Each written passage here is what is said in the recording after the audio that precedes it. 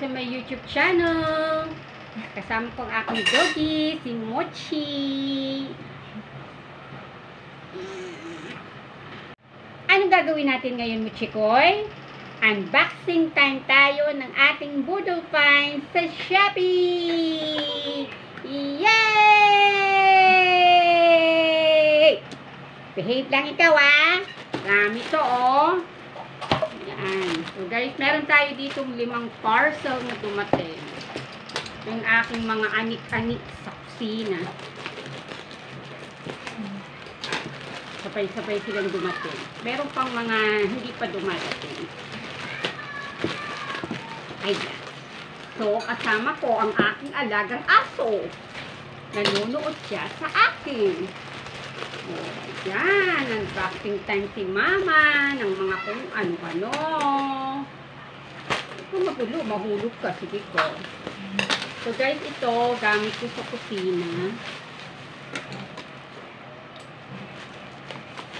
Ito, meron tayong mga nakikita mga bagong mga organizer na makakatulong para mas magkaroon ng space yung ating home kitchen. Dahil marami tayong mga nakalagay ng mga kung ano-ano. Diba, Mochi? Nangalay ka na ba? Ayan. So, guys, ito po. Ayan.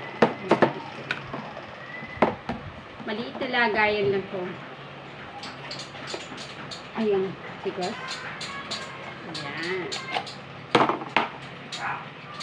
Tapos ito, pwede mo siyang ipatong dyan. Kasi, hindi siyang ipatong.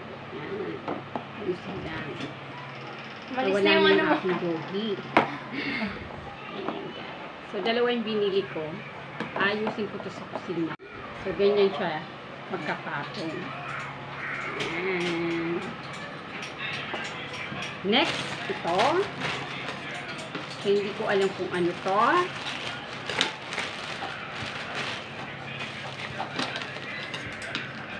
Mahilig kasi ako guys mag-add to cart sa Shopee tsaka sa Lazada. Mga maliliit na bagay lang naman. Pag meron na akong budget, saka ako siya sine-check out. So, hindi rin ako basta-basta bumibili. Kasi minsan naghihintay ako ng mga voucher. Sa mga free shipping, ganyan. So, sayang din. Para at least na-avail natin siya. Ayan. So, ito guys, para to sa oil. Ayan, kasi yung anak ko naglagay dyan ng bottle na pang spray para sa oil. So, binilan ko siya ng ganito. Para sa iyo to, anak. Ayan, may oil dito sa loob. Tapos, isasawsaw mo yung brush. Ayan. Tapos, ipapahid mo dun sa pan or kung saan yung lagyan ng oil. Ayan.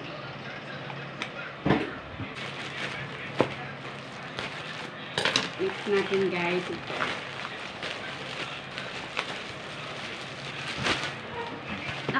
Murang anik-anik lang. Pero alam ko naman may quality kasi tinitingnan ko rin yung mga reviews. Mga nakakabili na. Minsan kasi kahit mahal o mura yung binibili mong gamit, nasa gumagamit. Yung mga iba na masyadong reckless kumilos. Ito naman brush. Yan. Panglinis to ng lababo. So dito lalagyan mo siya sa loob ng sabon. Ito napapalitan siya guys. Pwedeng brush. Pwedeng ganito. Gagamitin mo. So napapalitan siya. Lalagyan mo siya ng soap sa loob para mapindot mo to, then lalabas yung sabon dyan dito, makakapag-brush ka na.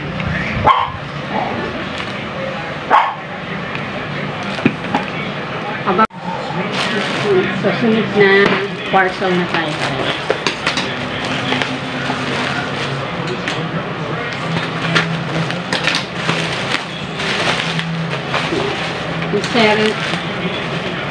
Seller, talaga namang maganda ng pagkakababot niya. Hindi siya nagkasip sa bubble wrap.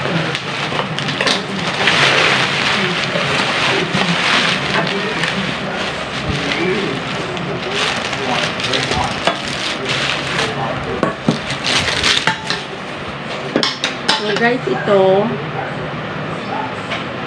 yung oil na to na natitira, halimbawa, nagprito ka ng napakarami Shanghai o kaya fried chicken, di ba sobrang dami nung oil. So, dito ilalagay yung excess oil na ginagamit mo para sa pagpiprito mo ng fried chicken. Patungan, meron siyang pinakasalaan yung sa used oil na ginamit mo sa pagpiprito ng fried chicken ng Shanghai. So may mga naiiwang mga balat-balat o mga nasunog na mga part ng manok or ng Shanghai.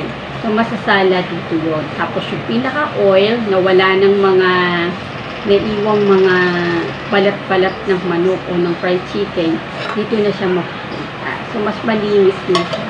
So magagamit mo na siya sa susunod ng pagpiprito. Ginagamit ko kasi para dun sa nagamit yung oil, garapon ng palaman. Kaya at least ito, maganda na. Guys, yung hawakan, kapit na natin.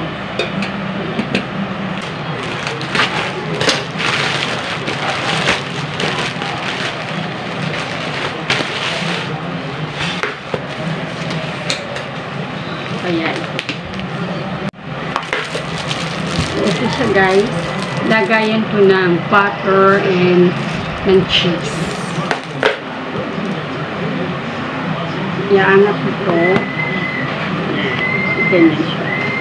Kawa yung sliced cheese, madali mo siyang makukuha.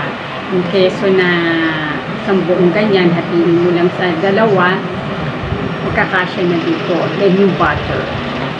So, mas malinis siyang tingnan. At maliit lang. Hindi masyadong matakaw sa steaks. Pag nilagay mo siya sa loob ng fridge, lalo na kung marami kayong stock. Ito yung mga nabili ko sa Shopee for today. Kasi sabay-sabay itong na-deliver. So may mga hinihintay pa tayo. Hugasan ko na to guys. And gagamitin ko na siya. So that would be all guys for today's vlog. Ayan, thank you so much for watching. See you again next time. Until then, ingat, God bless, and happy lang. Bye-bye!